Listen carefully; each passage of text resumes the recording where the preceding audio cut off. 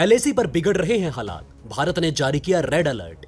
DRDO के आगे S-500 भी होगा फेल, भारत की पहली हाइपरसोनिक शील्ड हुई तैयार। नमस्कार दोस्तों, स्वागत है आप सभी का हमारे चैनल पर। तो चलिए दोस्तों, बिना किसी देरी के जानते हैं इन सारी खबरों के बारे में विस्तार से। दोस्तों, अब सच में लगने लगा है कि एलएसी विवाद कोई मामूली सैन्य बातचीत वाला मुद्दा नहीं रहा जिसे कोर कमांडर की मीटिंग से हल किया जाए। मानो दोनों ही देश युद्ध के कगार पर खड़े हैं। यहां तक कि दोनों ही देशों ने परमाणु हथियार तक एलएसी पर लाने का काम शुरू कर दिया है। दोस्तों, जैसा कि आप जानते होंगे कि चीन के बेनतीजे रवैये को देखते हुए भारत को मजबूरन अपने परमाणु बम सक्रिय करने पड़े, ताकि इससे चीन को कुछ समझ में आए कि अगर वो पीछे नहीं हटा तो इसके परिणाम क्या होंगे। लेकिन चीन के पास दिमाग नाम की चीज हो तो उसे कुछ समझ में आए, बल्कि वो तो इस मुद्दे को और भी भड़काने का काम शुरू कर रहा है। और दोस्तों, आज एक बार फिर चीन की तरफ से ऐसी ही हरकत की गई है। भारत को अपने राफेल सुखोई का जंगी बेड़ा बुलाना पड़ा।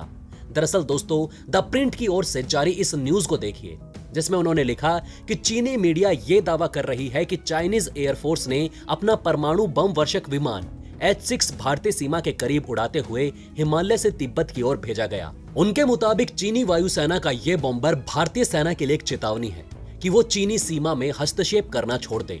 चीनी सलाहकारों ने तो ये तक कह दिया कि H-6 बॉम्बर परमाणु बम के साथ साथ लैंड अटैक क्रूज मिसाइल भी दाग सकता है, जिनकी रेंज 200 किलोमीटर तक बताई गई।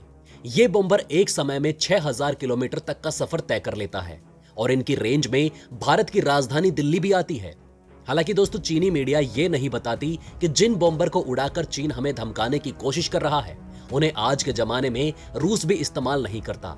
ये सोवियत संघ के वे पुराने बॉम्बर हैं जिन्हें उड़ाने से पहले 2 बार खर्चा करना पड़ता है, तब जाकर ये उड़ने के लिए राजी होते हैं। चीन इन्हें इस्तेमाल इसलिए कर रहा है क्योंकि एशिया में किसी भी देश के पास इतने बड़े प्लेन बॉम्बर के रूप में इस्तेमाल नहीं किए जाते। वैसे किसी को भी इसकी जरूरत नहीं पड़ती, क्योंकि चीन का ये बॉम्बर ना तो स्टेल्थ तकनीक से लैस है और ना ही ये भारतीय रडार से बच पाएंगे। ये काफी पुराने जमाने के बॉम्बर है जिन्हें रशिया भारत को कम कीमत पर बेचने को भी तैयार था, लेकिन हमने वो लेने से ही इनकार कर दिया और अपने पैसे बचाए। दोस्तों, आपको बता दें कि इराकी, इजिप्शियन और खुद रशियन एयरफोर्स ने भी इन्हें रिटायर कर दिया है, बल्कि रूस तो अब नए बॉम्बर बना रहा है और इनसे दूरी बनाकर रखे हुए है। जब सूचना के आधार पर भारत ने सुखोई राफेल की एक फ्लीट लद्दाख के फॉरवर्ड एयरबेस में से उड़ाई, तो चीन का ये बॉम्बर उनके आने से पहले ही उल्टे पैर भाग खड़ा हुआ। हालांकि दोस्तों, ये बात भी उतनी ही सच है कि भारत के पास भी B-52 या B-2 स्पिरिट जैसे बॉम्बर होने चाहिए, क्योंकि इन चीनियों का कोई भरोसा नहीं। वैसे आपका मन क्या कहता है? क्या हमारे पास भी हैवी ड्यूटी बॉम्बर होने चाहिए या फिर नहीं? हमें कमेंट करके जरूर बताइएगा। तो वहीं दोस्तों, दूसरी तरफ बहुत ही बड़ी खबर भारत के डिफेंस फर्म डीआरडीओ की ओर से सुनने को मिली। मतलब डीआरडीओ इस बार ऐसा काम करने जा रहा है कि खुद रशिया भी हैरान है। क्या सच में भारत के पास इतनी क्षमता है कि वो ऐसे हथियार बना सके? जी हां दोस्तों, इस बार डीआरडीओ अपनी पूरी ताकत झोंक कर इस अल्ट्रा लेवल हथियार को बनाने की तैयारी कर रहा है। और अगर सच में डीआरडीओ ऐसा करने में कामयाब हो गया तो आप समझ जाइएगा कि भारत के आगे चीन के सभी हथियार बेकार हैं। फिर चाहे उसके परमाणु बम हो या फिर आवाज से 5 गुना तेज गति से उड़ान भरने वाली हाइपरसोनिक मिसाइल ही क्यों ना हो। यहां तक कि रूसी S-500 तक डीआरडीओ के आगे फेल हो जाएंगे। अब दोस्तों, शायद कईयों को मेरी बातों पर यकीन ना हो, क्योंकि मैंने बात ही कुछ ऐसी कही है। लेकिन दोस्तों, आप यूरेशियन टाइम के इस आर्टिकल को पढ़िए, जिसमें उन्होंने दावा किया कि इंडिया की top defence firm DRDO Bharat की सरहदों की सुरक्षा करने के लिए हाइपरसोनिक शील्ड पर काम कर रहा है। जी हां दोस्तों, हमारे वैज्ञानिक एक ऐसे सुरक्षा कवच को बनाने की तैयारी कर रहे हैं जिससे भविष्य में इस्तेमाल की जाने वाली हाइपरसोनिक मिसाइल से देश के प्रमुख शहर और मिलिट्री बेस को बचाया जा सके। हम सभी को पता है कि आज की तारीख में सिर्फ गिने चुने देशों के पास ही हाइपरसोनिक मिसाइल मौजूद है, लेकिन उन्हें रोकने वाली इंटरसेप्टर मिसाइल किसी के पास मौजूद नहीं।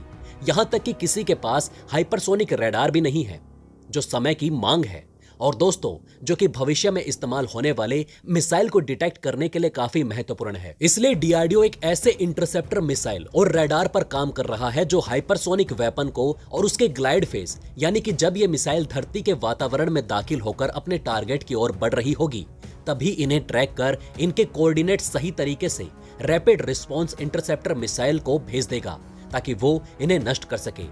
दोस्तों ये मिसाइल नेवी के डेस्ट्रॉयर में लगी होंगी, जो कि दुश्मन की भनक लगने से पहले ही सरप्राइजिंग अटैक कर उन्हें राख कर देगी। वैसे दोस्तों डीआरडीओ इन्हें काफी गुप्त रूप से बना रहा है, इसलिए इसकी कोई आधिकारिक या डिटेल जानकारी मीडिया के पास मौजूद नहीं है। बस अंदेशा लगाया जा रहा है कि डीआरडीओ फ्यूचर को देखते हुए इस खास हथियार को चीन के खिलाफ बना रहा है। ऐसी इंटरसेप्टर मिसाइलें चीन के सभी हथियारों को नाश कर देगी, ताकि भारत को हर हाल में चीनी हथियारों से सुरक्षित रखा जा सके। तो दोस्तों डीआरडीओ के इस देश हित प्रयास के लिए एक जय हिंद जरूर लिखिएगा। जय हिंद, जय भारत।